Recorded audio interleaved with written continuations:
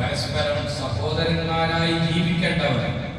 മതത്തിന്റെ അതിരുവരവ്, വർണ്ണത്തിന്റെ, വർഗത്തിന്റെ, നാട്ടിന്റെ അതിരുവരമ്പുകളൊന്നും മനുഷ്യത്വത്തിന്റെ, സാഹോദര്യത്തിന്റെ തടസ്സമായും വിലങ്ങായും നിന്നുകൂടായി നിഷ്കർഷിക്കുന്നു പരിശുദ്ധ ഇസ്ലാം.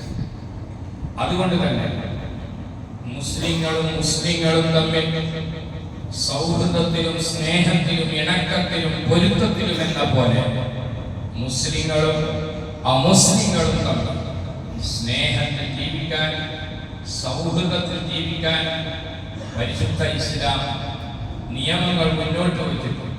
അതനുസരിച്ച് മനുഷ്യ സ്നേഹം ഊട്ടിയുറപ്പിക്കാനുള്ള പ്രതിജ്ഞ ഈദുൽ ഫിത്തറിന്റെ അന്ന് നമുക്ക് പുതുക്കേണ്ടത്.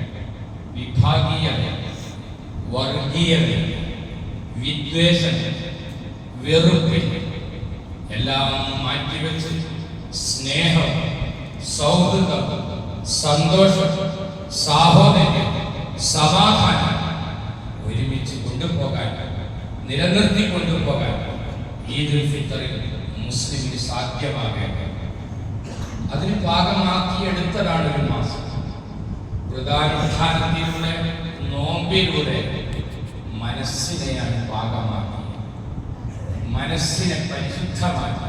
പേടില്ലാത്ത മനസ്സ്, കുശുമ്പില്ലാത്ത മനസ്സ്, വെറുപ്പില്ലാത്ത മനസ്സ്, വിദ്വേഷമില്ലാത്ത മനസ്സ്, പകയില്ലാത്ത മനസ്സ്, ആരോടും യാതൊരു വെറുപ്പുമില്ല, ആരോടും പകയില്ല, സ്നേഹം മാത്രം, സ്നേഹം മാത്രം. സ്നേഹത്തിന്റെ എല്ലാം നിറഞ്ഞു നിൽക്കുന്ന ഒരു സന്ദേശം പരിശുദ്ധ റമദാൻ ലോകത്തിന് നൽകിയിട്ട് അതിന്റെ വക്താക്കളായി മുസ്ലിങ്ങൾ മാറണം.